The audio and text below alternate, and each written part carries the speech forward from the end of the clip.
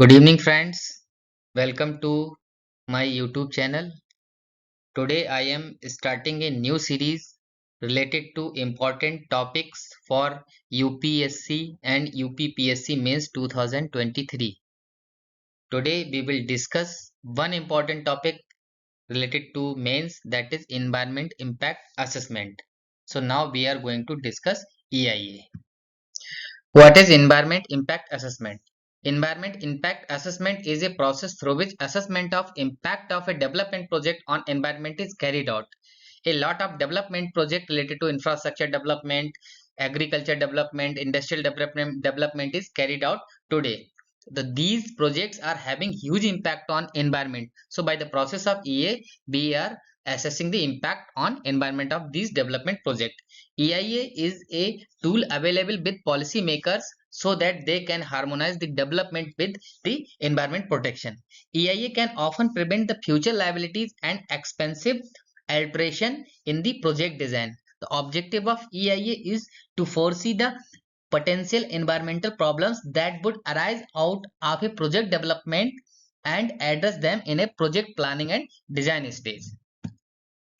If we talk about the legal provisions available for EIA process in India, EIA process in India is governed by EIA notification 1994 and amendment to EIA notification 1994 was done through EIA notification 2006. The current EIA process is governed by EIA notification 2006. These notifications are issued under Environment Protection Act 1986 which mandate government to ensure and improve the quality of environment. EIA notification 2006 decentralized the process of EIA in India and it recategorized the projects in two categories, category A and category B.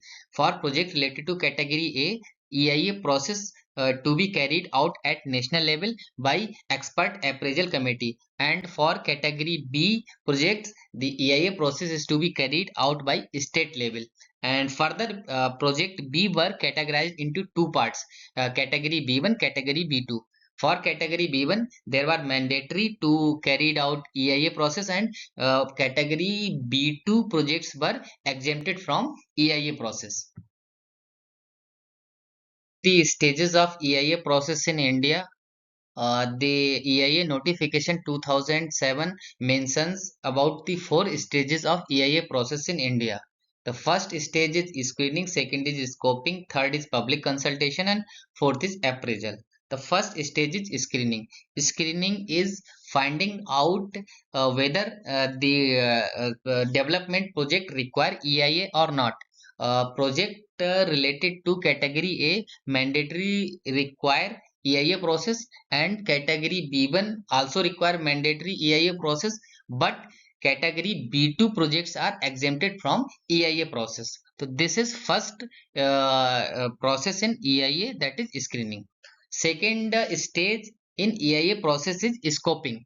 Scoping is framing the term of reference of the EIA process. What is to be carried out, what will be the stakeholder, and how we will carry out the EIA process. This is done in scoping.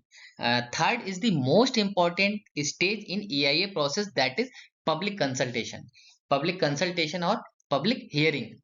This is the heart of this EIA process, and this is conducted by central public central pollution control board or state pollution control board, and their local people are invited to offer their comment related to the development project, and their concerns are included in the EIA report, and if required the changes in the project is carried out. So this is most important stage in EIA process. And fourth stage is appraisal. After public consultation, the final report is submitted, and appraisal is done by expert appraisal committee. If appraisal committee finds the suitable, so environment clearance is granted for at later stage. So these are four stages in EIA process in India. If we talk about the limitations of EIA process or criticism of EIA process, so First is these reports are prepared by the project proponent itself, not by an independent EIA body.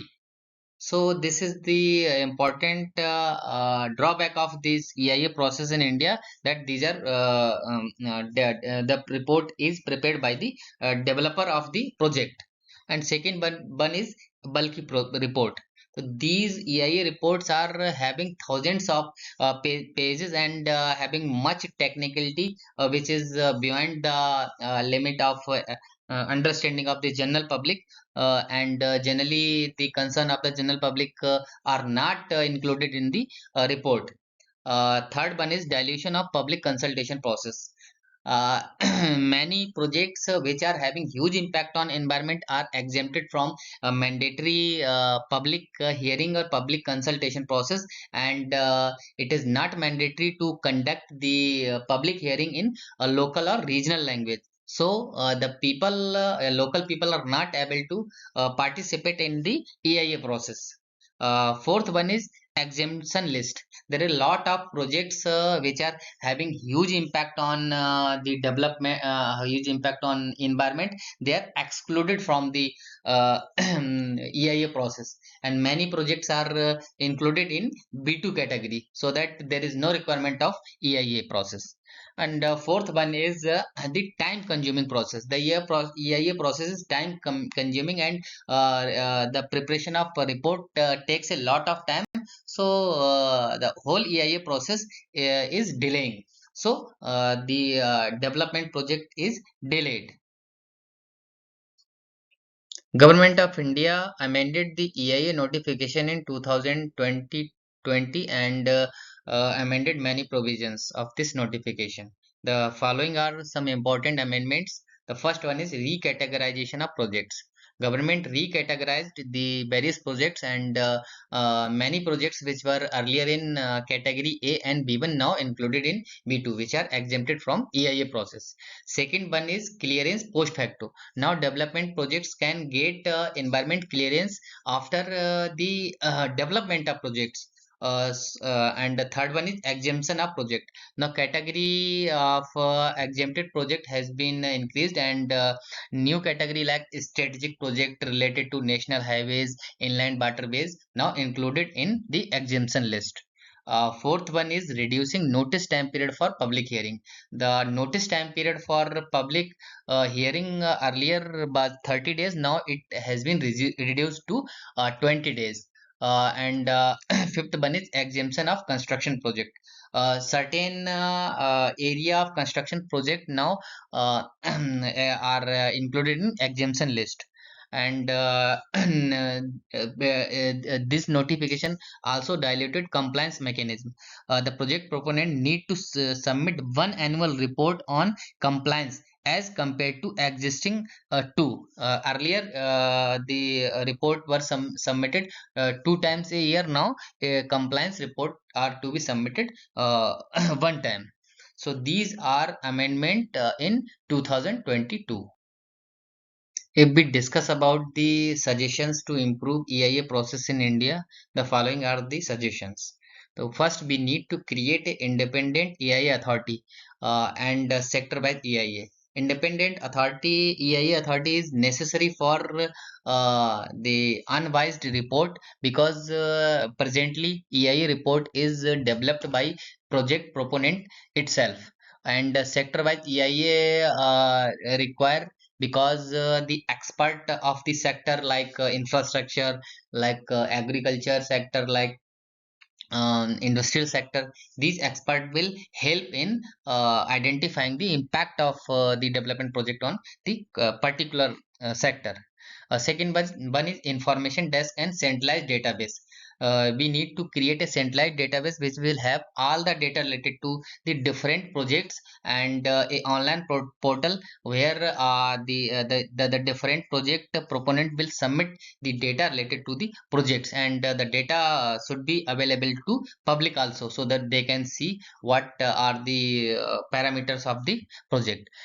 Third one is mandatory public consultation in all projects and in local language. there are some projects which are exempted from the mandatory list of the public hearing, and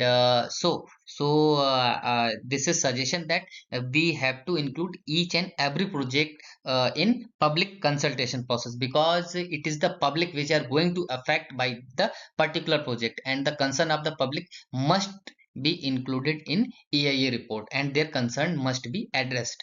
And the consultation process should start in regional language, because the people, local people, can understand only regional language. They cannot understand English or other language. And fourth one is improve the quality of EIA report. Current EIA report is bulky and having thousands of papers which are beyond the understanding of the common people. And the expert appraisal committee also finds it difficult to make decision based on this bulky report. So we need to include to improve the quality of this EIA report. We have discussed one topic, environment impact assessment, which is useful for UPSC and UPPSC Mains 2023. Thanks for watching this video. I will come with a next topic related to UPSC and UPPSC Mains 2023. Thank you.